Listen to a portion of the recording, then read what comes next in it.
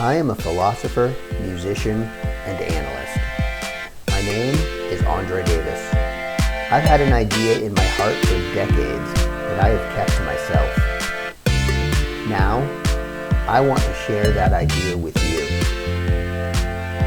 It's no mystery that as humans, we thrive when cooperation is at the forefront of our efforts. We feel a primal joy. In cooperation, we have evidence that we are not alone in this world. Then, why do we recognize and contribute to cooperative community resources so infrequently? Why doesn't this positivity and enthusiasm for positive social engagement remain a priority? Let's answer those questions together. What will it take to empower our communities? Let's learn what it is to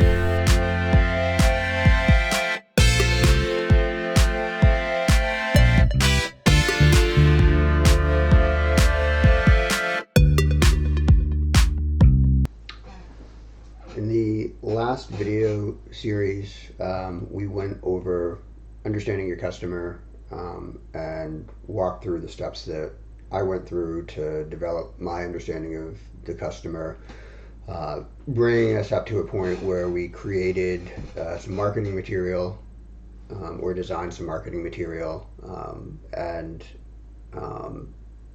that was it.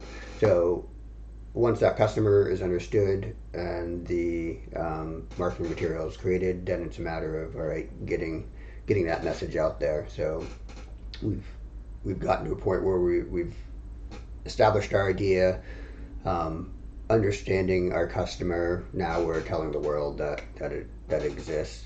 We put together the marketing material. How do we put it out there now? We're going with a mailer approach. So we know who we're going to reach out to. Now it's just a matter of doing that, and then part of that is establishing the communication back and forth. So what this video series is going to go over is the creation of that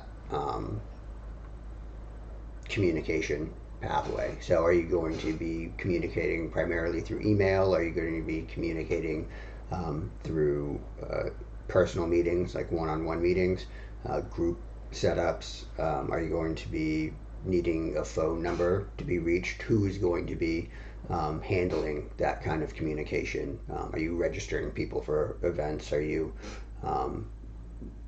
going places to sell something? That kind of the means of communication needs to be thought of just so that you're prepared to do whatever it is that you need to do. So for Mandala Son case, we wanted to put up a website that gives the information. We've got our design from the mailer and some of the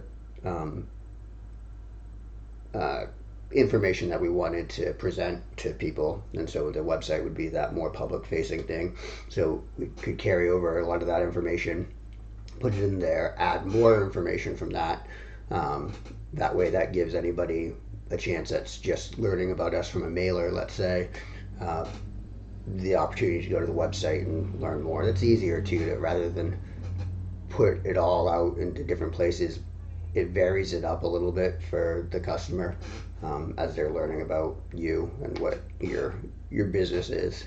And then so that website gives the information, and then also gives the opportunity for somebody to actually register and learn about our events.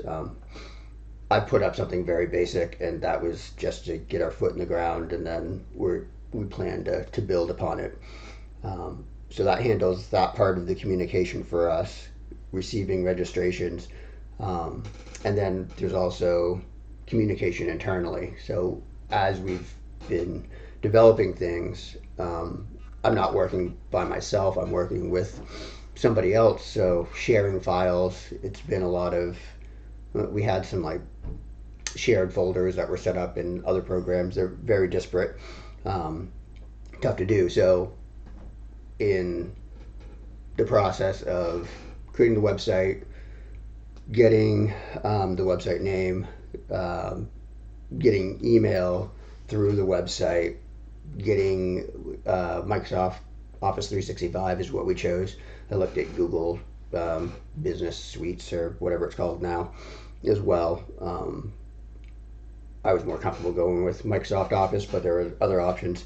So that's to like run our email. And then we also actually have access to the Office programs, Excel, Word, to do anything that we want to do there. Really, I'm comfortable with that environment just because I've worked in offices for a while and have used those tools. And then also the file sharing. So we've got our email set up, but I've also set up a SharePoint site with the tools that we have so that we can easily share files, put keep track of our financial documents, stuff that we're paying for, receipts, invoices, for obvious business reasons, and then accounting reasons, taxes, and all that stuff. Keep it all organized in one space, and start that process of organizing early on. So that's what this series is going to go over. It's going to cover those steps and what I did along the way to get it set up. Concerning the timing of this process and how long it's taken, so I'm really doing this on the side.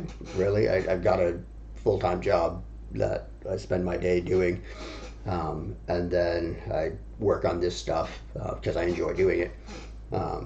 It's kind of been a passion of mine for a while, just kind of a martial arts school, whatever, and the opportunity came up to work on this with a friend of mine, and so we're doing that.